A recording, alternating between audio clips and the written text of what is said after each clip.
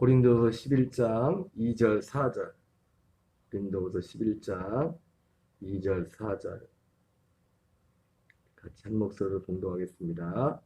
내가 하나님의 열심으로 너희를 위하여 열심을 내노니 내가 너희를 정결한 처녀로 그러나 나는 뱀이 그 관계로 하와를 미혹한 것 같이 너희 마음이 그리스도를 향하는 진실함과 깨끗함에서 떠나 부패할까 두려워하노라. 만일 누가 가서 우리가 전파하지 아니한 다른 예수를 전파하거나 혹은 너희가 받지 아니한 다른 영을 받게 하거나 혹은 너희가 받지 않은 다른 복음을 받게 할 때에는 너희가 잘 용납하는구나. 아멘. 계속해서 구원론 세 번째, 하나님의 언약인 그리스도와 회개. 하나님의 언약인 그리스도와 회개라는 제목으로 하나님의 말씀을 전하도록 하겠습니다. 우리가 사는 시대는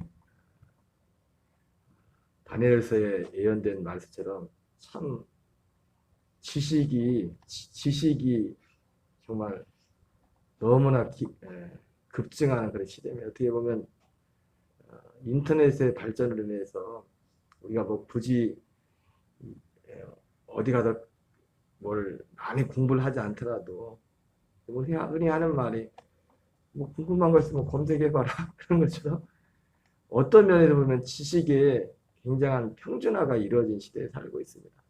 특별히 뭐 우리가 많은 것을 공부하지 않더라도 관심만 가지면 얼마든지 물론 뭐 그 검색 하나로 모든 걸 다 알 수 없지만 뭐 인터넷 사이트 하나 근데 하면은 백과사전 같이 뭐 검색하면 다 나와 있지 않습니까? 어떤 내용들이 지금 내용들뿐만 아니라 현재 돌아가는 그런 일들이 참 그런 면에서 볼 때는 세상이 빨라지고 지식이 더할 것이라 말씀했는데 이것이 꼭 좋은 것만 가지는 않은 것 같습니다.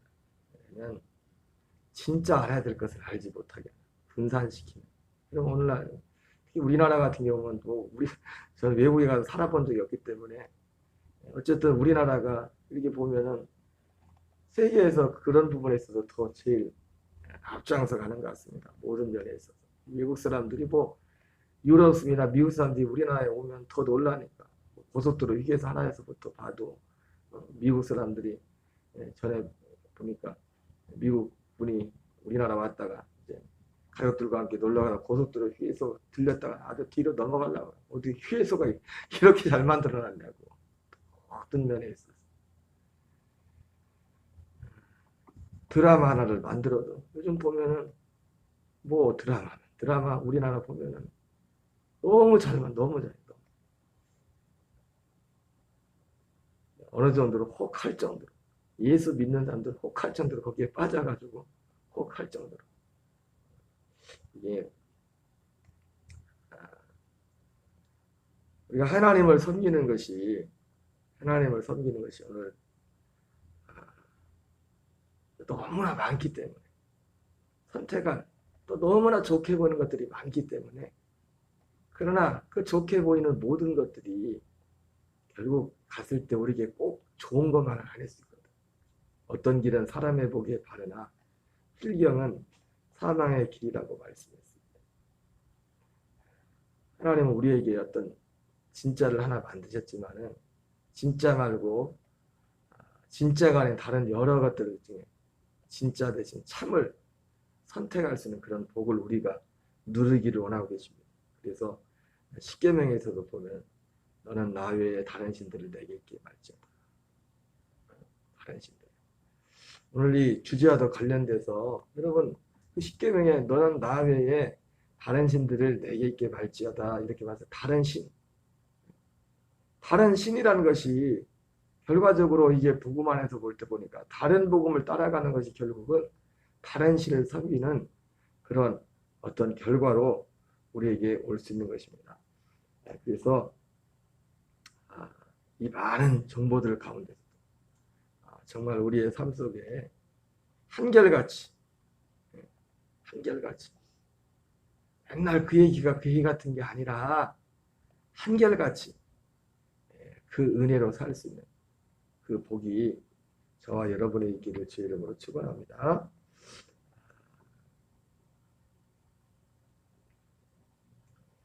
하나님의 언약인 하나님의 약속은 오직 하나입니다. 우리가 막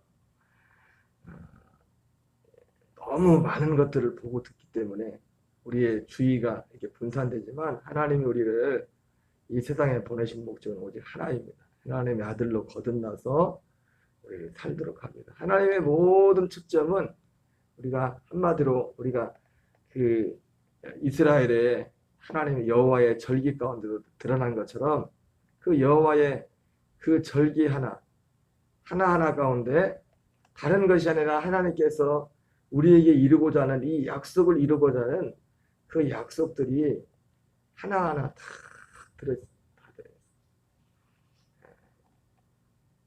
하나님의 관심은 오직 거기에 있는 것입니다. 사도 바울이 물론 예수님을 만나기 전에도 사도 바울이 열심히 특심인 어떤 신앙인이었지만은 그리스도를 만나고 나서 빌립보 3장에 나오는 것처럼 이 모든 것들 전체를 다 알고 나서 자기의 모든 지식을 배설물과 같이 여겼다고 했습니다. 그러니까 그 지식을 물론 다 버린 건 아니죠. 그 지식을 통해서 결과적으로 그 그리스도를 전하는 복음을 전하던 통로로 사실은 사용이 됐겠죠. 그만큼 우리가 알고 있는 지식이란 모든 것들이 이 하나님의 약속이 빠져버리면 이 복음이 빠져버리면 배설물과 같은 반대로 우리의 지극히 작은 지식과 능력일지라도 우리가 그리스도를 아는 이 지식 이것이 사도 바울이 말했던 것처럼 가장 보배로운 것이라는 것처럼 이 지식이 우리에게 들어오면 정말 한없이 약하게 보이고 부족해 보이는 그것조차도 가장 귀하고 존귀한 것으로 사용될 수 있음을 말씀해 주고 있습니다.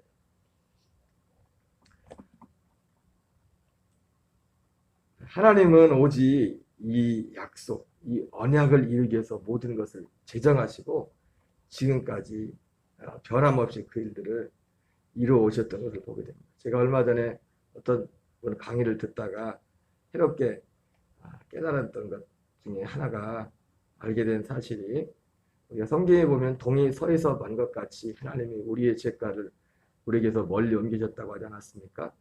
그 말씀이 왜 동이 서에서 먼가? 제가 전에 알고 있던 정보와는 좀 달랐어요.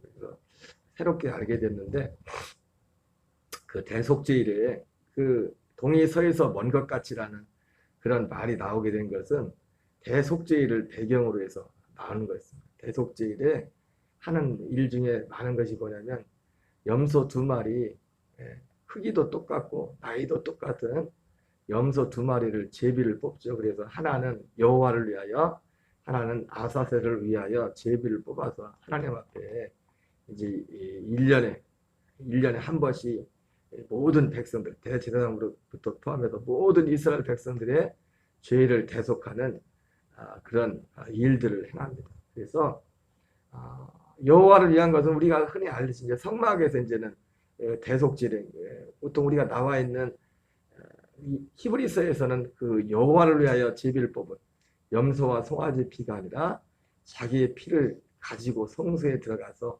영원한 속죄를 이루었다 할 때 그 히브리서에 나와 있는 그 말씀들은 주로 어떤 부분이냐면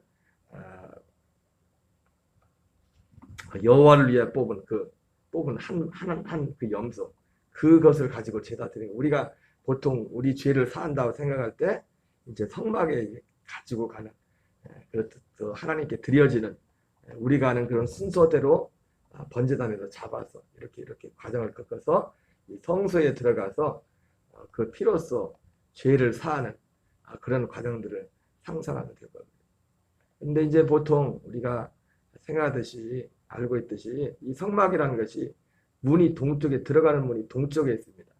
그리고 동쪽에 서쪽을 보고 들어갔다가 이제 동쪽을 보고 이제 나오는데 서쪽이 이제 제일 끝이 서쪽이죠. 이제 성막.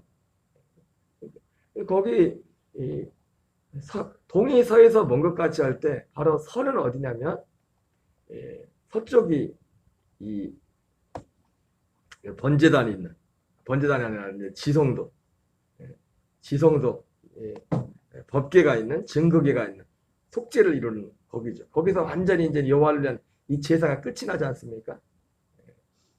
그래서 여호와를 위해 제비를 뽑은 이, 이, 이, 이 염소는 거기서 이제 완전히 없어지는 겁니다. 다시 만날 수가 없죠.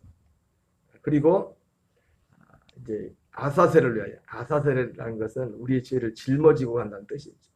그 죄를, 우리의 죄를 거기 안수해서 이 죄를, 이 아사셀 염소를 빨리 무인 지경까지, 사람이 아무도 근접할 수, 다시 돌아올 수 없는 그러한 지경에까지 이제 데려가서 그들 나서 이제는 거기서 잡혀먹게 하든지 해서 이제 백성들의 죄를 짊어지고 이제 죽게 하는 그런 것이죠. 그런데 이제는 이스라엘이 가나안 땅에 들어와서는 가나안 땅이란 지역이 뭐 그렇게 크지가 않지 않습니까? 그래가지고 이 사람들이 하나님이 말씀하신 그 말씀에 좀 다르게 한 게 뭐냐면 그냥 어느 지점까지 가서 놔주고 오는 게 아니라 보통 그 아사셀이라는 그 산이 아사셀 지금도 그 산이 예루살렘에서부터 이제 동쪽으로 기드론 골짜기를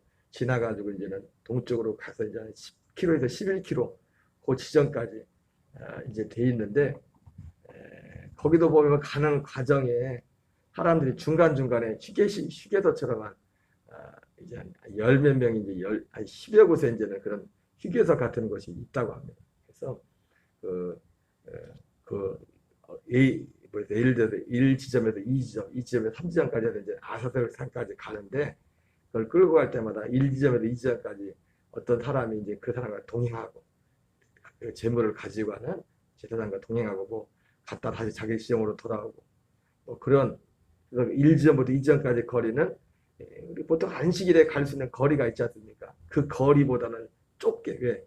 거 갔다가 못 돌아오니까 잘못 안식일을 범해버리니까 뭐 그런 거 하나까지 해가지고 이제 제사장이 이제는 그 아사셀 염소를 가지고 가는데 그 아사셀 산에서는 예전과 달라진 게 뭐냐면은 이게 그냥 거기서 놔버리면은 여러분 재물이 죽어야 됩니다. 짐승한테 잡혀 죽어서 이제 죽어야 이제 제사가 하나님 앞에 드려지는 건데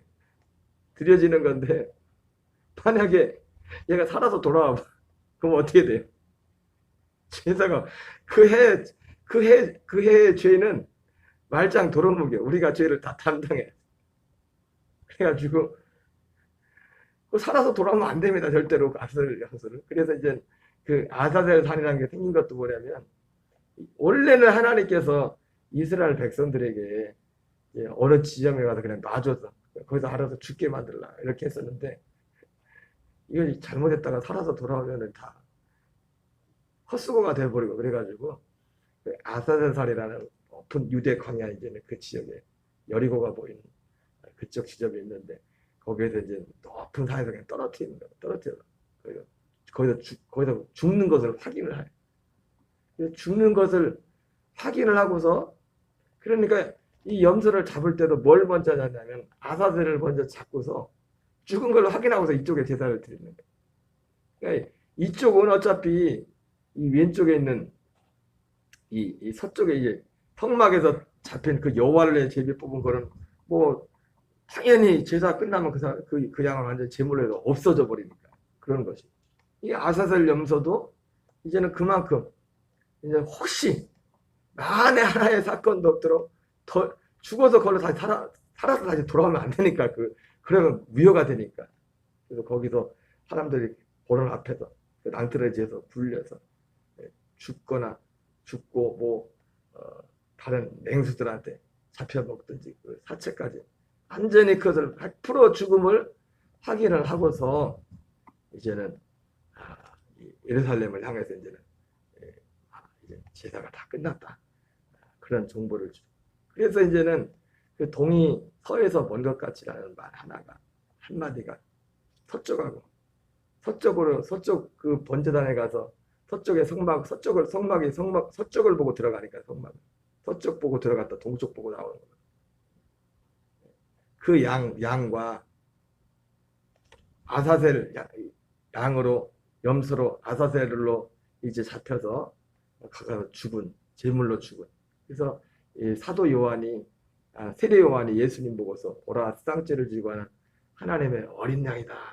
이랬을 때는 예수님을 뭘로 묘사한 겁니까? 아사셀 염소로 묘사한 거예요. 아사셀 염소. 아사셀 염소 같이 그 율법에서는 그 이스라엘의 죄를 짊어지고 광야로 데려가서 거기에는 옛날 개역 한글 성경에 보면 무인지경에 이르거든. 거기서 이게 녹회하는 그런 게 나오는데 이제 그것도 못 믿으니까 무인지경에도 왔다가도 살아서 돌아올 가능성이 있으니까 이제 아예 그냥 높은 산에 그 낭떠러지에 가서 죽여가지고 그걸 완전히 확인을 해가지고 확인 사살하는 거죠. 그래서 이 염소가 이 양이 이 이스라엘의 모든 죄를 담당했다는 것을 확인을 시켜줬죠. 그래서 이제 여기도 그렇고 거의 다시 만나고 싶어 만날 수가 없는 겁니다. 그래서 동이 서에서 먼 것 같이 우리의 죄가를 우리에게서 멀리 옮기셨다. 제가 왜 이런 말씀을 드리냐면 하나님께서 우리는 너무나 많은 것들을 보고 듣고 하는 일상 가운데 살고 있기 때문에 우리의 관심과 생각은 여러 군데 있는데 하나님의 관심은 오직 하나님의 약속은 이 약속 하나를 이루고 뭐 사실은 그걸 이루고자 구약에 하나님이 지정했던 모든 그 절기나 이런 것들이 그 중에 저는 지금 굉장히 극히 일부를 얘기한 거잖아요. 일부를. 이 일부, 지극히 작은 일부를 제가 말씀을 드렸지만은 왜 이 말씀을 드립니까? 하나님의 관심은 오직 이 지극히 작은 이 일부 하나 속에 하나님의 영원전부터 계획하셨던 그 약속을 이루고자 하나님의 관심은 그거밖에 없어요. 그거밖에. 그래서 사도 바울이 내가 이 그리스도를 아는 이 지식이 그리스도를 아는 지식이 가장 고상한 여러분 우리가 이 복음을 알고 있다면 세상에서 가장 고상한 사람들입니다. 그 이상이 없어요. 그 이상의 지식은 없습니다. 우리가 일반 학문에서도 그렇잖아요. 학문에서도 자연과학이 있고 인문과학이 있고 철학이 있고 신학이 있고 그 위에 성경이 있다고. 그리스도라는 이 지식. 그러나 하나님은 그러기 때문에 하나님은 너무나 관심이 있기 때문에 이 얘기 제 얘기 하시는 게 아니라 하나님은 하나님의 계획은 딱 정해져 있습니다. 하나로 가는 겁니다. 하나. 이랬다 저랬다 하시는 분이에요.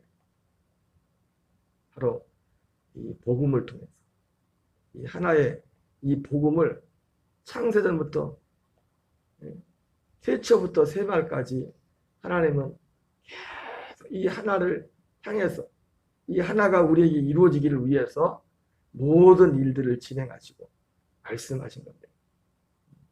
그러므로 우리도 참 사도 바울이 대단한 것이 사람이 여러분 똑같은 거를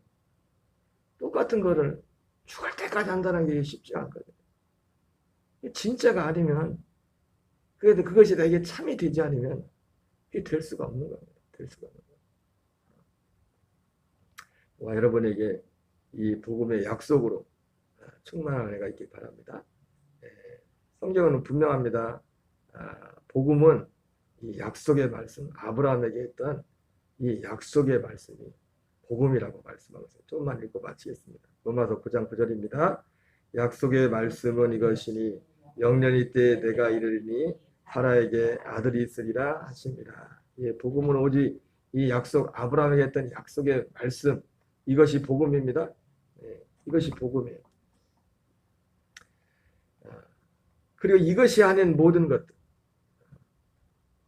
그래서 이것이 복음이 아닌 다른 복음이 제가 주일 저녁에 지난주인가 지지난 주일 저녁에 말씀드렸던 것처럼 복음을 이 약속의 말씀을 만나지 못하게 되면 이걸 알지 못하게 되면 결국은 우리가 가는 길은 딱 정해져 있습니다. 크게 두 길입니다. 두 가지 길이에요. 두 가지 길. 아예 하나님이란 존재, 영이란 존재 자체를 믿지 않은 사람들, 그 사람들은 뭐 말할 것도 없고, 그 사람들은 뭐 어떤 모든 것이 물질 세계가 끝이니까 영의 세계라는 거니까 영의 세계 아래 살면서도 영의 세계, 마치 술에 잔뜩 취해 있으면서도 나는 술 취하지 않았다. 그런 것처럼 영의 세계에 살면서도 이 영의 세계를 부정하는 사람들, 하나님 존재 자체를 부정하는 이런 분들은 뭐 더 이상 말할 필요도 없죠. 그러나 어떤 신의 존재를 믿고 어떤 나름대로 믿음의 길을 간다고 하면서도 그러나 이 하나님의 이 약속, 언약을 알지 못하게 되면 이것을 만나기 전까지 사람들은 결국 선택지는 두 군데밖에 없습니다. 크게 한 군데는 그 사람이 정말 신실하고 정말 이 진짜 믿음의 길을 가길 원하는 사람들이 가는 길은 신비주의나 율법주의로 갈 것입니다. 아니면 이저도도 아니고 그냥 하나님이란 존재 자체를 이 땅에 나를 도와주고 나를 의지할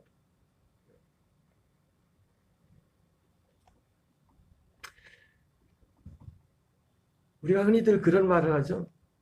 요즘은 기도 생활이 좀 기도하지 기도를 많이 못해서 참 그렇다. 그래서 기도하지 않는 것이 참 큰 죄다. 왜 기도하지 않는 게 죄? 하나님을 의지하지 않고 내 힘으로 살라고. 우리는 흔히들 그런 것들을 굉장히 크게 생각합니다. 물론 그것이 중요한 것이죠. 중요한 것인데 뭐가 문제라는 겁니까? 기도하지 않아서. 이 세상에 지금 그 말을 할 때는 그 마음속에 뭐가 깔려 있는 겁니까? 세상에 먹고 사는 일, 다 육신적인 일. 기도해야 되는데 기도하지 않으면 뭐가 문제가 생긴다는 거예요? 뭐가 문제가 생긴다는 거예요?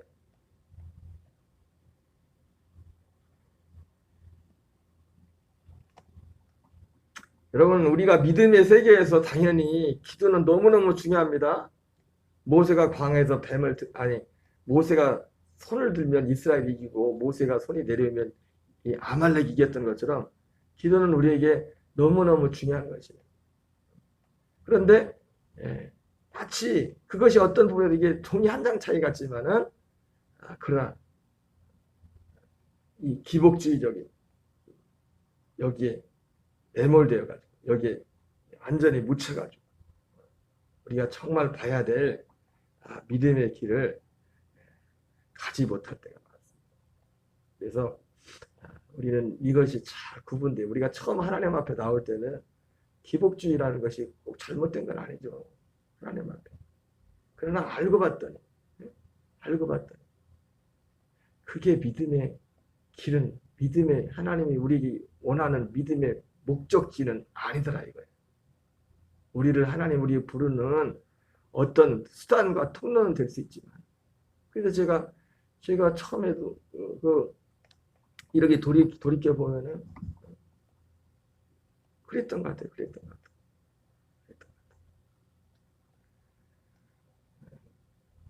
하나님이 우리를 부르신 목적은 단지 우리가 세상에서 하나님 의지하고 하나님 도움으로 인생을 잘 살아라.